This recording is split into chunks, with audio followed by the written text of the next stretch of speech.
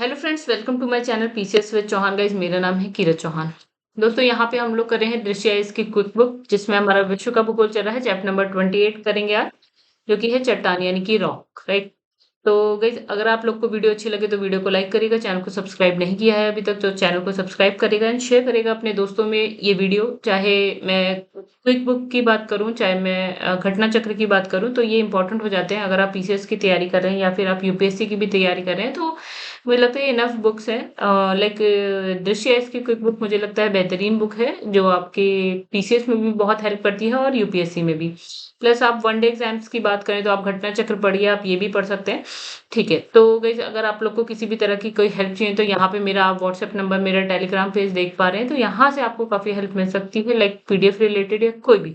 ठीक है, आप मुझे मैसेज कर सकते हैं, बिल्कुल आपको रिप्लाई मिलेगा। हो सकता है कि कभी कभार लेट हो जाता है और मेरी तरफ से रिप्लाई करना, बट मैं रिप्लाई कर देती हूँ। आप लोग की हेल्प जितनी मैं कर सकती हूँ उतनी मैं कर देती हूँ। ठीक है, चलिए guys, अभी हम लोग क्या करते हैं, स्टार्ट करते हैं। फिलहाल इस कहानी को यहीं खत्म करते हैं, आगे बढ़ते हैं।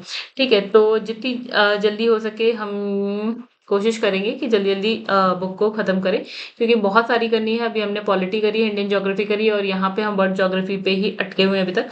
ठीक है, और एक चीज और, अगर आप लोग इस घटना चक्र करना चाहते हैं तो घटना चक्र मेरी जो चैनल है, चैनल की प्लेलिस्ट में आपको मिल जाएगी। ठीक है, सारी की सारी वीडियोस मिल जाएंगी। आप प्लेलिस्ट में जाएगा, जब आप मेरा चैनल खोलेंगे तो उसमें प्लेलिस्ट का ऑप्शन आता है, उसमें आपको घटना चक्र की सारी वीडियोस मिल जाएंगी। प्लस दृश्य की क्विक बुक जो है, उससे भी मैंने जो जो करवाए हैं वो मिल जाएगी।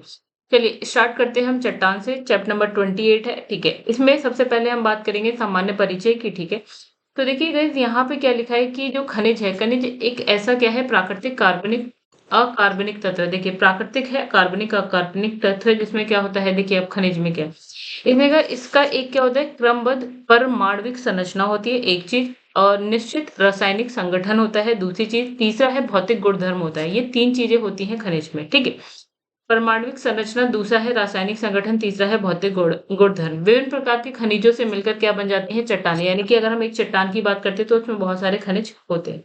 अच्छा, कई बार ऐसा होता है कि सिर्फ एक ही टाइप की का खनिज हो एक चट्टान में। ठीक है, ऐसा भी हो सकता है, लेकिन मोस्टली हम देखते हैं कि दो या दो से अधिक खनिज आपको मिल जाते हैं एक चट्टान। ठीक है, यानी कि उनका मिश्रण मिल जाता है। क्या मिल जाता है, मिश्रण। अब साधारण शब्दों में कहें तो इसने कहा, धातुओं के अतिरिक्त क्या है, पृथ्वी पे पाए जाने वाले कठोर और मुलायम सभी प्रकार के पदार्थों को हम क्या बोल देते हैं, चट्टान। कठोर या मुलायम क्या हम बोल देते हैं, चट्टान बोल देते हैं।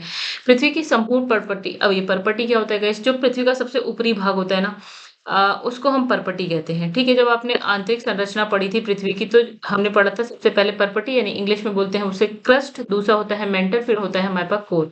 तो ये परपटी की बात कर रहा है, यानी कि क्रस्ट जो सबसे ऊपर था ना, उसकी बात कर रहे हैं। ठीक है, तो इसने कहा जो पृथ्वी की जो परपटी यानी कि जो क्रस्ट है, उसका 98% भाग 8 तत्वों से मिलकर बना है। कौन कौन से, ऑक्सीजन है, सिलिकॉन है, एल्यूमिनियम है, लोहा, calcium, sodium, potassium and magnesium. याद कर लीजिएगा, चाहे जैसे आप कर सकते हैं वैसे याद करिएगा, लेकिन कर लीजिएगा। और शेष 2% में क्या है हमारे पास, तो हाइड्रोजन है, फास्फोरस है, मैग्नीज, सल्फर, कार्बन, निकेल और अन्य पदार्थ हैं आपको मिलेंगे। अब इसने कहा पृथ्वी पर लगभग, इसने कहा कि 2000 प्रकार के खनिज पाए जाते हैं। पृथ्वी पर 2000 प्रकार के खनिज पाए जाते हैं, लेकिन हम सबको नहीं जानते हैं। उसमें से जो सबसे ज्यादा इंपॉर्टेंट हो जाते हैं वो 24 खनिज है, 24। ठीक है, तो कहीं-कहीं ये इसने यहाँ पे ये भी लिखा है कि बहुत ऐसे सोर्सेस हैं जहाँ पे ये आपको जो नंबर है कुछ और देखने को मिल सकता है। इसमें लिखा है ये जो 24 प्रकार के खनिज है ना, हम उनके बारे में थोड़ा बहुत जानते हैं। ठीक है, मुख्य रूप से हम 24 खनिजों को जानते हैं, जिसमें क्या है, स्थल मंडल की चट्टानों का निर्माण हुआ है। इन खनिजों से, इन 24 प्रकार की मैक्सिमम जो बात करें मुख्य खनिज है 24 प्रकार की, इनसे ही जो स्थल मंडल है ना, स्थल मंडल यानी जो जमीन है हमारी पृथ्वी है, उसके जो चट्टानें हैं उसका निर्माण हुआ है। ठीक है, अब इसे हम क्या बोलते हैं, चट्टान निर्माणकारी खनिज, यानी कि ये चट्टानों का निर्माण कर रही है, इसलिए हमने इसे बोल दिया चट्टान निर्माणकारी खनिज, राइट। अब जैसे इसमें क्या क्या, फॉर एग्जाम्पल हम अगर बात करें तो ऑक्साइड हो गया, सिलिकेट हो गया, कार्बोनेट हो गया, ये सारी चीजें इसमें आती हैं, ये खनिज इसमें आते हैं। ठीक है, अब अब इसमें लिखा है इन प्रमुख खनिज तत्वों में से केवल जो 6 खनिज है ना, 6 कौन कौन से, इसमें लिखा है क्वार्ट्ज है, अब्रक है, पायरोक्सीन है, ओलिवीन है, फेल्सपार और एम्फीबोस। ये 6 के 6 बहुत इंपॉर्टेंट है, नाम याद रखने, याद रखिएगा।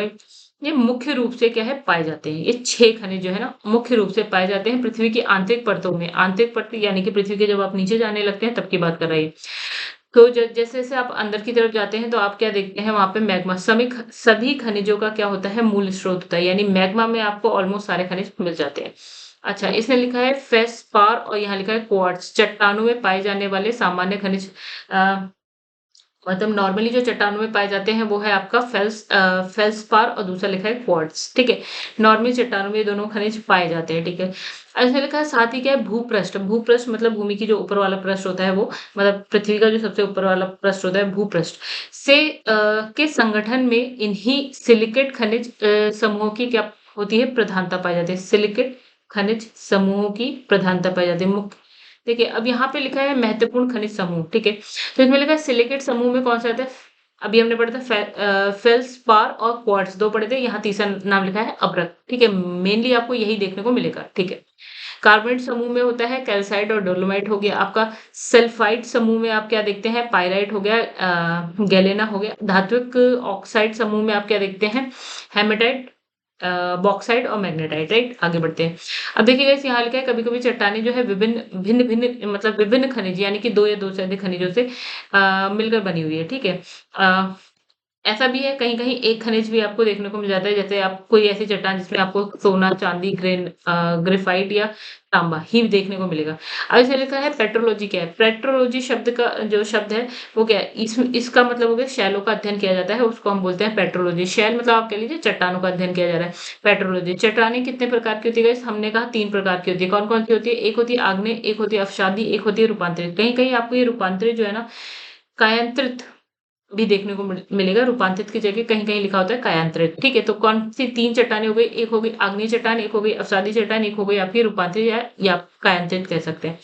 अच्छा, आग्नेय चट्टान से हम स्टार्ट करते हैं, तो इसमें लिखा है आग्नेय चट्टानों का निर्माण कैसे हो रहा है? देखिए आग्नेय आग कहाँ से आएगी? ज्वालामुखी से, सिंपल।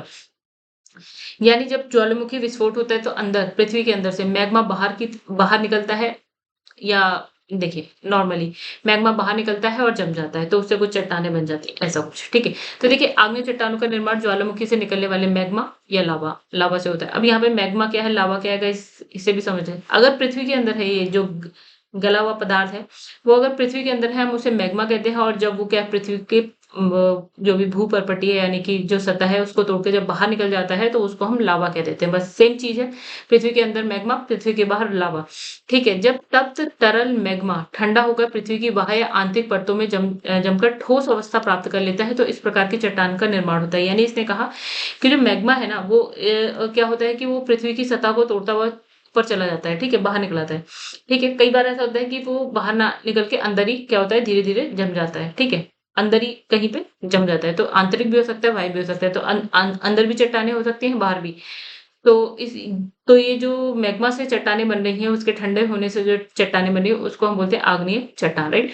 और इसमें पृथ्वी की उत्पत्ति के बाद, यानी पृथ्वी का भी जन्म हुआ होगा, तो उसकी जो उत्पत्ति होगी, उसके उसके पश्चात क्या होता है, सर्वप्रथम इन्हीं चट्टानों का निर्माण हुआ है। यानी कि आप कह रहिए सबसे पहले कौन-सी चट्टान बनी? तो यही बनी है। कौन-सी? आग्नेय चट्टान।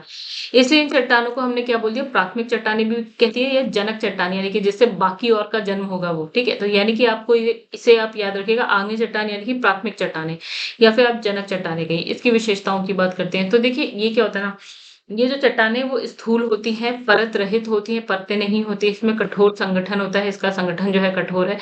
जीवाश्म रहित है, यानी आपको जीवाश्म देखने को यहाँ पे नहीं मिलते हैं, ठीक है। अब देखिए इन चट्टानों में हमने हमने पहले भी पढ़ा था, हमने कहा था कि जो मैग्मा है ना, मैग्मा सभी खनिजों का क्या है? मूल स्रोत है। हमने यहाँ पढ़ा था, देखिए मैग्मा सभी खनिजों का मूल स्रोत है। तो गाइस जो चट्टानें इसी मैग्मा से बनी है तो ऑब्वियसली उसमें खनिज होंगे। तो इन चट्टानों में क्या है? चुंबकीय लौह निकिल, क्या लोहा है, निकिल है, तांबा है, सीसा है, जस्ता है, क्रोमाइट है, आपका मैंगनीज, सोना, प्लैटिनम, ये सारे खनिज बहुत ज्यादा मात्रा में आपको देखने को मिलेंगे यहाँ पे। मैग्मा के निर्माण के समय क्या है अवशेषों, अब देखिए अब जलीय मैग्मा इतना गर्म होता है ना, राइट, कि अगर उसमें कोई भी पदार्थ, मतलब सपोज हमने कहा कोई जीव जंतु हो गया या पेड़ पौधे हो गए, उसमें अगर गिर जाएंगे तो गाइस वो राख हो जाएंगे, मतलब कुछ बचेगा नहीं उसका, कोई अवशेष आपको मिलेंगे नहीं। यानी कि इसने कहा कोई अवशेष या कोई जीवाश्म जैसी चीजें आपको यहाँ पे देखने को नहीं मिलेंगी। तो वही कहा है कि यहाँ पे क्या होता है ना, जीवाश्मों का अभाव होता है, ठीक है। इसलिए इन चट्टानों में क्या है, अब अगर जीवाश्म नहीं है तो गाइस खनिज तेल उसी से बनते हैं, वो भी नहीं मिलेंगे आपको। प्राकृतिक गैस नहीं मिलेगी, कोयला नहीं मिलेंगे, क्योंकि ये जीवाश्म से बनते हैं, राइट। अब इन चट्टानों पे क्या है, रासायनिक क्षय का बहुत कम प्रभाव पड़ता है।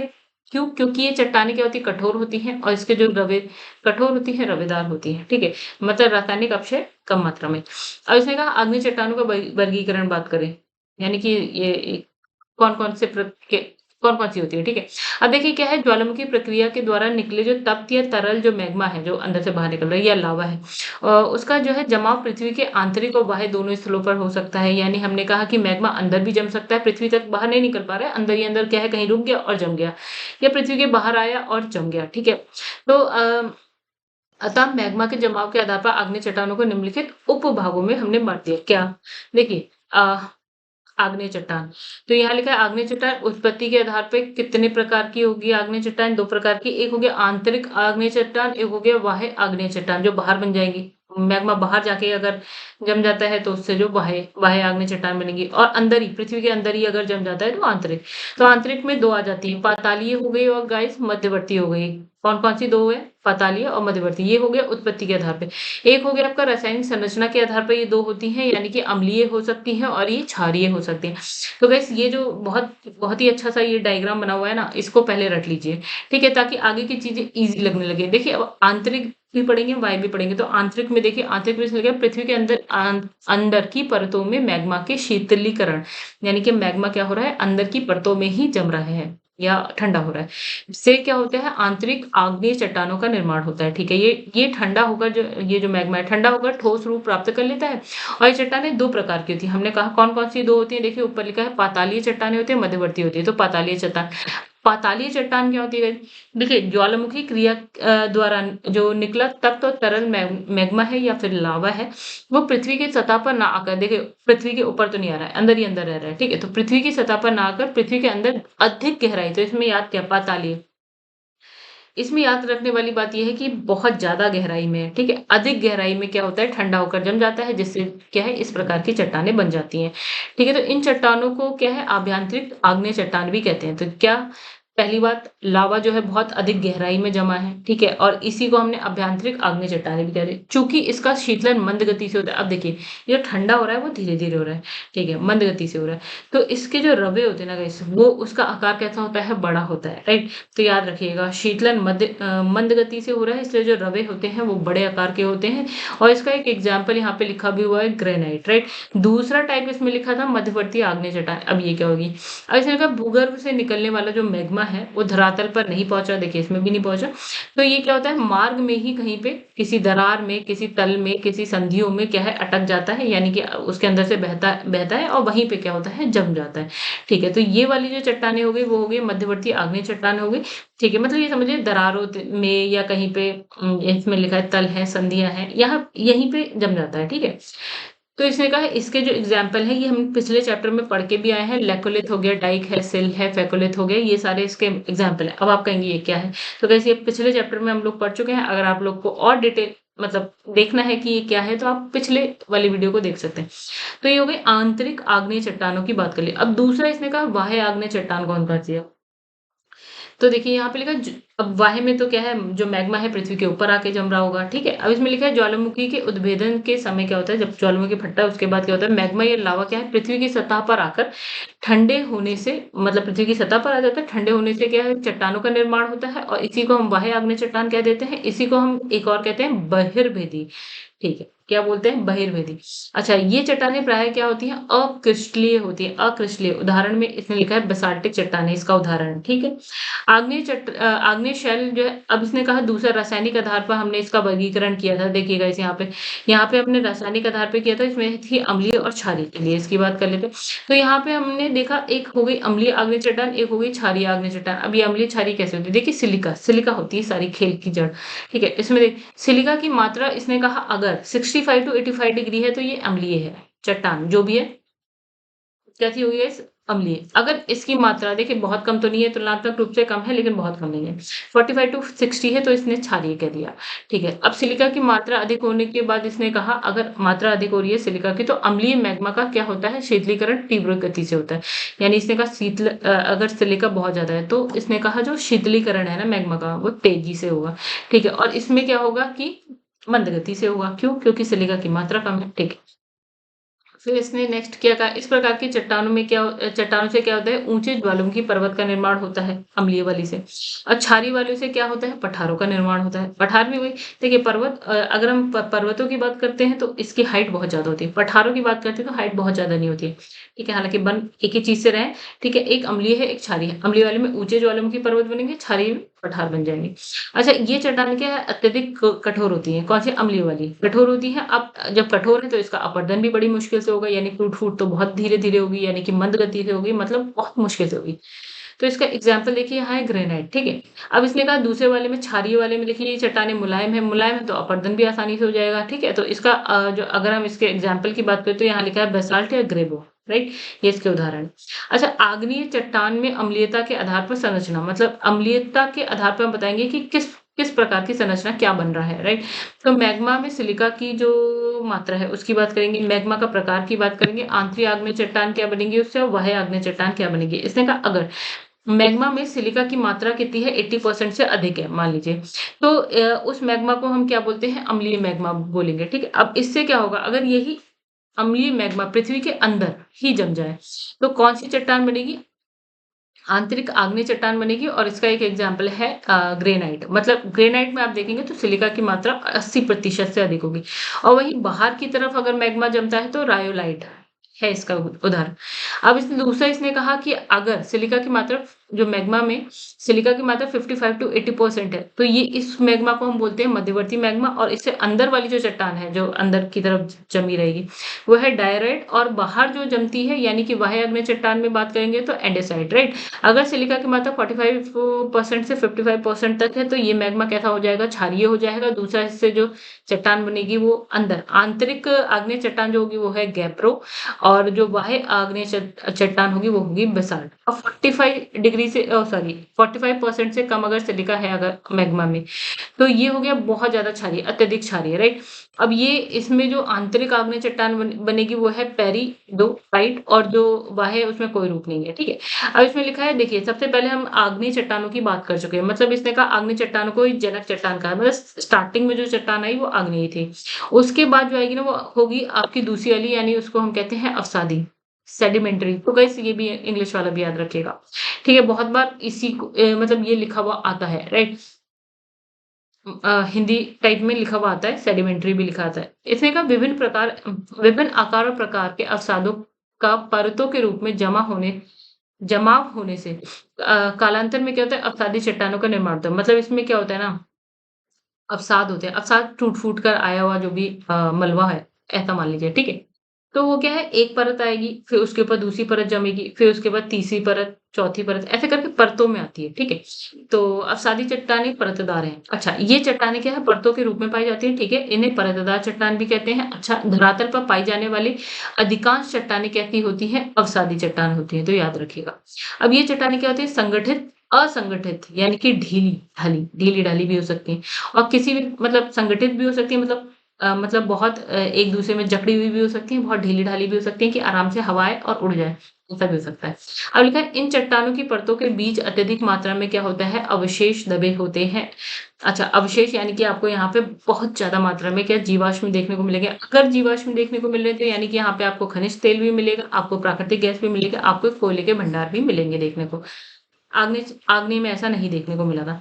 अब लिखा है चट्टानों से पहले अनेक कण टूटते हैं। मतलब देखो, चट्टानें, अवसादी चट्टानों में क्या होता है, देखिए नॉर्मली अब हमने कहा आग्नेय चट्टानें सपोज, तो आग्नेय चट्टानें क्या होती है ना, किसी वजह से टूटने फूटने लगती है। और फिर जो टूटा फूटा भाग है वो कहीं और बह जाता है, चाहे वो हवा से बह जाए, चाहे पानी से बह जाए, चाहे जैसे भी बह जाए, कहीं जाके जमता है, परतों में जमने लगता है। तो वो जो जम रहा है वो क्या हो गई, अवसादी चट्टान। चट्टानों से पहले अनेक जो कण हैं टूटते हैं। ठीक है? फिर उन टूटे कणों को परिवहन मतलब एक जगह से दूसरे जगह ले जाना। तो परिवहन का कारक भी होगा, भैया कौन ले जा रहा है, तो बहता हुआ जल, उसकी वजह से जा रहे हैं कण। ठीक है? समुद्री लहरें हैं, हिमानी है, पवन आदि, ये जो है ना, इनको एक स्थान से दूसरे स्थान पे ले जाके जमाव होता है इनका, उसे बोलते हैं निक्षेपण। ठीक है? तो इस प्रक्रिया को क्या बोलते हैं, अवसादन, मतलब निक्षेपण भी बोलते हैं, अवसादन। ठीक है? अब इसने कहा अवसादी चट्टानों का नाम जो है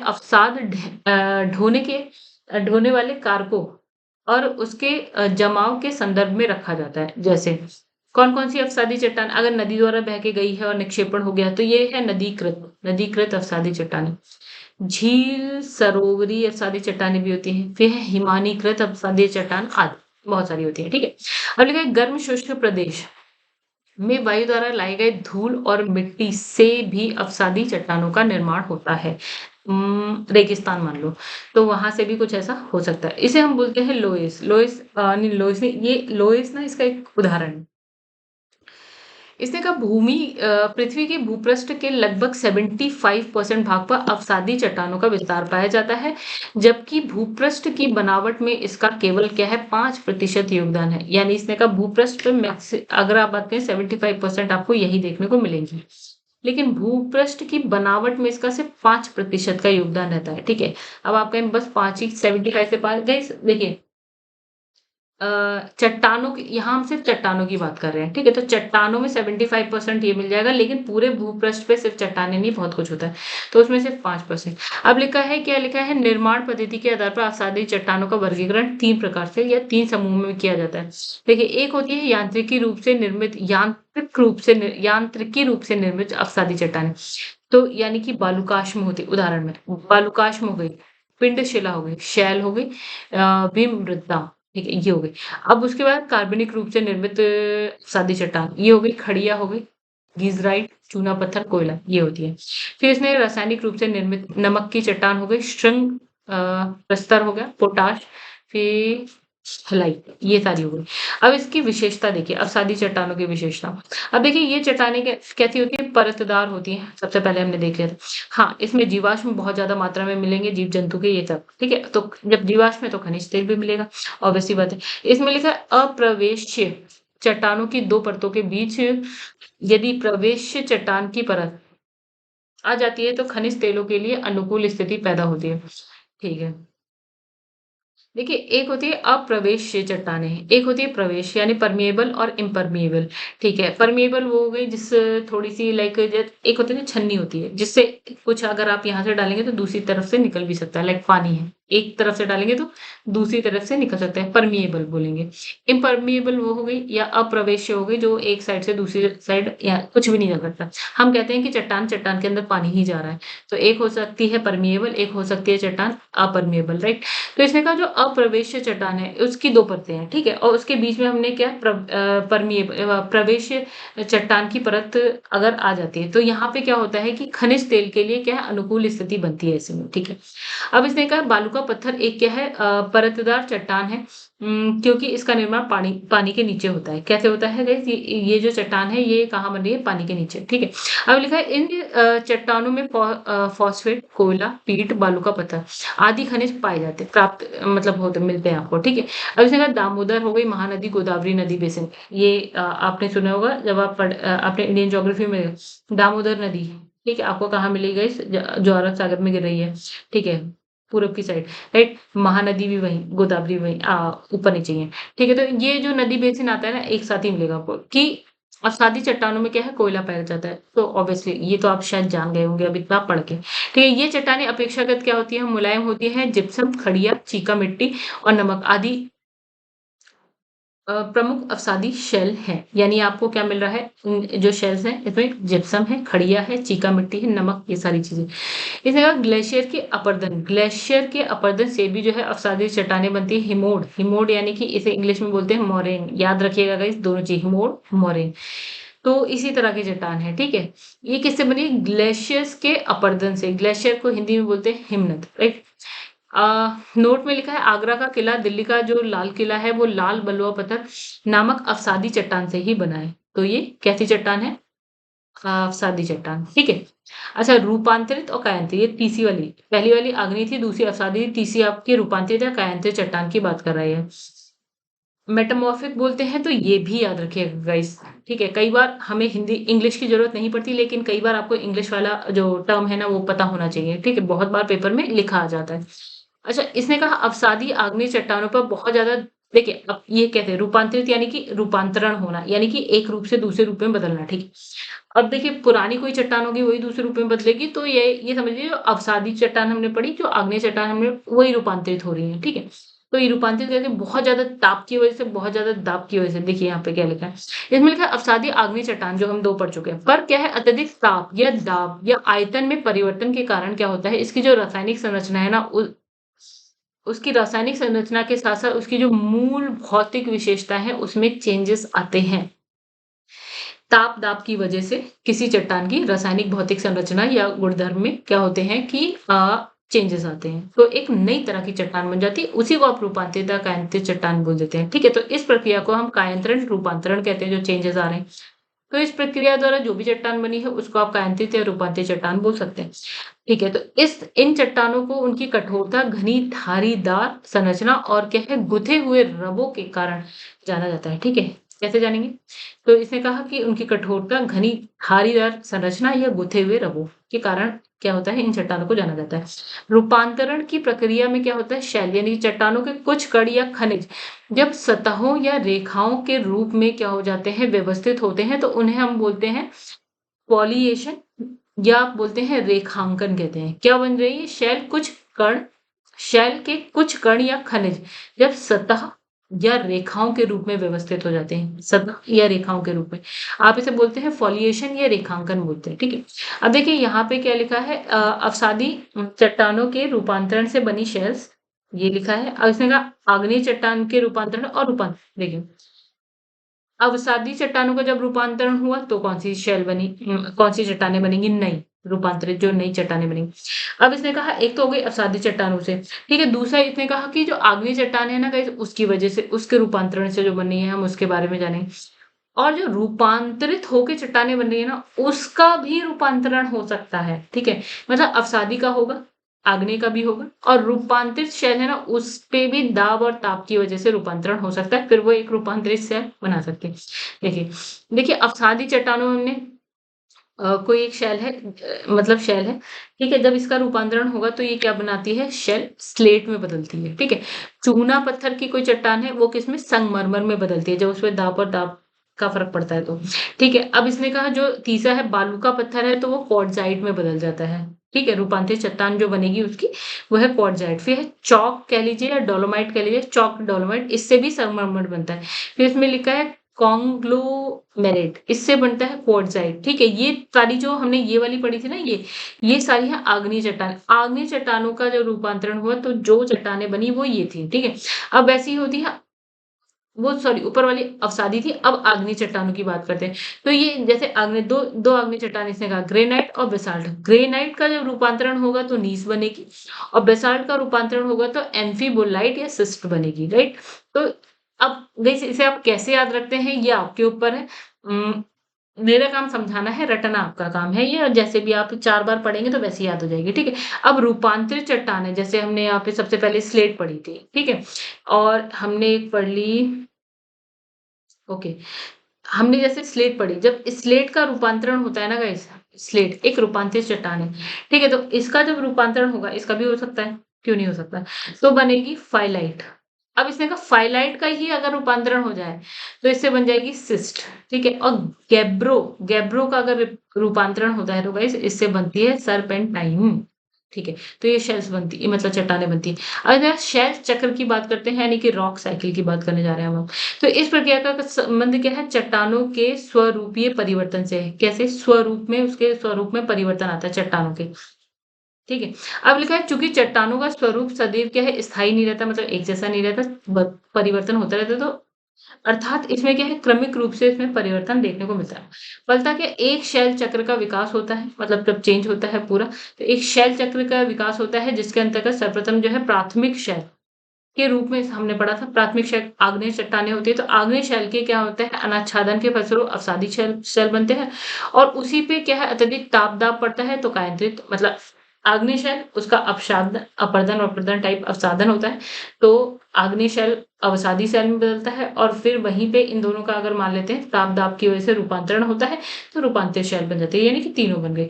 अब इसमें लिखा है पुनः अवसादी चट्टान का अत्यधिक ताप और दाब के प्रभाव से कायांतित चट्टान में या अनाच्छादन की प्रक्रिया द्वारा कायांतित चट्टान पर अवसादी चट्टान में परिवर्तन होता है। अब इसने क्या बोला, अब जो अवसादी चट्टान थी, उसमें ताप और दाब की, मतलब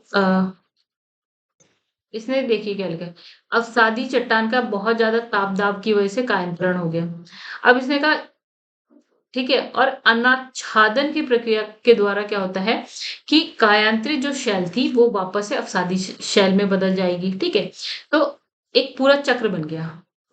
आग्नेय से अवसादी, अवसादी से कायांतित, कायांतित से वापस से ऐसे करके गोल घूम गया। अवसादी मान लीजिए बन गया, ठीक है? इसने कहा अंततः इन सभी चट्टानों का प्रत्यावर्तन की क्रिया द्वारा पृथ्वी के आंतरिक परतों में अत्यधिक तापमान के प्रभाव से पुनः मैग्मा में परिवर्तन हो जाता है। मतलब देखिए, इसने कहा कि जो अवसादी चट्टानें थी, वो कायांतरित हुई, कायांतरित से वापस से अवसादी हो सकती है। अब इसने कहा कि जो अवसादी चट्टानें थी सॉरी जो आग्नेय चट्टानें थी वो अवसादी बनी, अवसादी से कायांतरित बनी, कायांतरित क्या हुई किसी तरह से पृथ्वी के अंदर घुस गई और बहुत ज़्यादा तापमान की वजह से पिघल गई, मैग्मा बन गया, मैग्मा फिर से ज्वालामुखी क्रिया के द्वारा ऊपर आ गया और फिर से आग्नेय शैल बन गए, आग्नेय चट्टानें बन गई। मतलब घूम फिर के ये चट्टानें एक पूरा चक्र पूरा कर देंगी, शैल चक्र बोल दिया इसको, ठीक है? आगे बढ़ते हैं। अब लिखा है कि आगे चलकर क्या है ज्वालामुखीता के माध्यम से फिर वही बात लिखी है कि मैग्मा बन जाएगा, ज्वालामुखी प्रक्रिया होगी तो वापस से ये क्या है आपका आग्नेय चट्टान बन गई। आगे चलकर ज्वालामुखीयता के माध्यम से क्या है इसी मैग्मा का रूपांतरण आग्नेय चट्टानों में हो जाता है, तो इस प्रक्रिया का संपूर्ण मतलब इसी को हम बोलते हैं शैल चक्र बोल दिया, चट्टान चक्र, शैल चक्र जो भी है। मतलब इसने कहा आग्नेय चट्टान है, बहुत ज़्यादा तापमान और दाब के कारण नहीं देखिए सबसे पहले मैग्मा, मैग्मा ठीक है, मैग्मा ज्वालामुखी प्रक्रिया उससे बन गई, अब आग्नेय चट्टान बन गई। सबसे पहले आग्नेय चट्टान बन गई, ठीक है? वही सब है कहानी इसमें और कुछ नहीं गाइस। तो मैग्मा से आग्नेय चट्टान बना दी हमने, ठीक है? आग्नेय चट्टान का अनाच्छादन होता है, अपरदन अपरदन होता है, जो भी होता है, उससे बन गई अवसादी चट्टान। अब देखिए, आग्नेय चट्टान बहुत ज़्यादा ताप और दाब के कारण अवसादी चट्टान बहुत ज़्यादा ताप और दाब के कारण कायांतरित में बदल जाती है। अब कायांतित चट्टान क्या होती है, गल जाएगी अगर तो वापस से मैग्मा बन जाएगी, या अवसादी चट्टान भी गलेगी तो मैग्मा बन जाएगी, तो मैग्मा के बाद फिर वही वाला प्रोसेस, या फिर कायांतित शैल जो है क्या होता है इसमें अगर अनाच्छादन की प्रक्रिया होती है तो वापस से अवसादी चट्टान बन जाती है, यानी कि कायांतित चट्टान जो है आपका आग्नेय भी बन जा रही है बाद में या अवसादी भी बन जा रही है, ठीक है? अरे वाह, क्वेश्चन आंसर आ गए गाइस, चलिए खत्म। तो पहला जो है क्वेश्चन वो है बलुआ बलुआ पत्थर का सॉरी बलुआ पत्थर एक परतदार चट्टान है क्योंकि वे इसने कहा कि पानी के नीचे बनती है, ठीक है? दूसरा है अवसादी शैलों के लिए निम्नलिखित में से कौन सा कथन सत्य है? अवसादी, तो इसने कहा कि ये शैलें स्तरों में क्या होती है निक्षेप, स्तर मतलब परत दर परत में निक्षेपण कह लीजिए आप या जमाव कह लीजिए, परतों में जमती हैं। अब है आग्नेय चट्टानों के लिए निम्नलिखित में से कौन सा कथन सत्य है? आग्नेय चट्टान, तो इसने कहा तो वे चट्टानें क्रिस्टलीय और अक्रिस्टलीय दोनों ही होती है, ठीक है? दोनों हो सकती हैं। अब देखो परतदार चट्टानों के विषय में दिए गए निम्नलिखित कथनों पर विचार कीजिए। तो देखिए परतदार चट्टानें पृथ्वी की सतह पर जलीय तंत्र द्वारा निर्मित होती है, बिल्कुल सही। परतदार चट्टानों के निर्माण में पूर्ण विद्वान चट्टान का क्षरण शामिल होता है, बिल्कुल सही। अवसादी चट्टानों में होता है क्षरण होता है। अच्छा, परतदार चट्टानों में जीवाश्म होते हैं, बिल्कुल सही है। परतदार चट्टानें जो है विशिष्ट रूप से परतों में पाई जाती हैं, बिल्कुल सही है। चारों ही सही है गाइस यहाँ पे। चलिए, अच्छा निम्नलिखित में से कौन-सी रूपांतरित चट्टानों का उदाहरण नहीं है? देखिए संगमरमर रूपांतरित है, क्वार्टज़ाइट भी है, स्लेट भी है, ग्रेनाइट ये नहीं है, ठीक है? तो ग्रेनाइट हमने किसमें पढ़ी थी गाइस? ग्रेनाइट हमने पढ़ी थी ये रही। तो ग्रेनाइट थी आग्नेय चट्टान, ठीक है? ना कि रूपांतरित। ओके, नेक्स्ट इसमें लिखा है रूपांतरित चट्टानों की उत्पत्ति किस चट्टान से होती है? इसने कहा देखिए रूपांतरित चट्टान जो है आपकी आग्नेय चट्टान से भी बन सकती है। दूसरा है तलछटी चट्टान कह लीजिए, अवसादी चट्टान एक ही बात है। तो इन दोनों से बन जाएगी। अब लिखा है कि निम्नलिखित में से कौन से समूह से निम्नलिखित में से कौन समूह से संबंधित नहीं है? इसमें अगर नीच, चूना पत्थर, बालू का पत्थर और शैल। तो देखिए इसमें कौन-सा समूह से संबंधित नहीं है तो आपका आंसर हो जाएगा नीच नहीं है। ठीक है, इसने लिखा है अधोलिखित कौन-सी चट्टान में जीवाश्म नहीं पाए जाते हैं? ठीक है। जीवाश्म किसमें नहीं पाए जाते हैं? तो गाइस देखिए, जीवाश्म हमने कहा था ना आग्नेय चट्टान, जो आग्नेय चट्टान है उसमें जीवाश्म नहीं मिलेंगे, तो इसमें ग्रेनाइट एक ऐसी चट्टान है जो आग्नेय चट्टान है। भूपृष्ठ के बनावट में अवसादी शैलों का योगदान कितना होता है? तो हमने कहा था 5% होता है, ठीक है? कितना होता था? 5%। फिर क्वार्टजाइट कायांतरित होता है। क्वार्टजाइट मतलब क्या बदल के क्वार्टजाइट बनाता है? तो देखिए क्या है, बालू का पत्थर बदलता है, बालू का पत्थर जब रूपांतरित होता है, बालू का पत्थर जब रूपांतरित होता है तो वो क्वार्टजाइट बनाता है, यही इसने कहा। तो गाइस क्वेश्चन आंसर हमारे खत्म हो चुके हैं, ज्यादा क्वेश्चन होते नहीं है इसमें, चलिए अच्छी बात है। तो गाइस अगर आप लोगों को वीडियो पसंद है तो वीडियो को लाइक जरूर करिएगा, एंड चैनल को अभी तक आपने सब्सक्राइब नहीं किया है तो कर लीजिएगा, एंड शेयर करिएगा अपने दोस्तों में वीडियो को। जो भी लाइक दृश्य इसकी क्विक बुक पढ़ना चाहता है, या फिर आप घटना चक्र अगर देखना चाहते हैं तो आप चैनल की प्लेलिस्ट में जाइए, वहां से आपको वीडियो मिल जाएगी घटना चक्र की, और अपने दोस्तों को आप शेयर कर सकते हैं अगर जो भी घटना चक्र पढ़ना चाहता है। देखिए पीसीएस का एग्जाम आने वाला है, आरओ का, तो वो घटना चक्र बेस्ट होती है उन एग्जाम के लिए। तो अब जो नेक्स्ट हम पढ़ेंगे वो है मृदा यानी कि सॉइल, वो हम पढ़ेंगे अपने नेक्स्ट वीडियो में। तब तक के लिए धन्यवाद गाइस।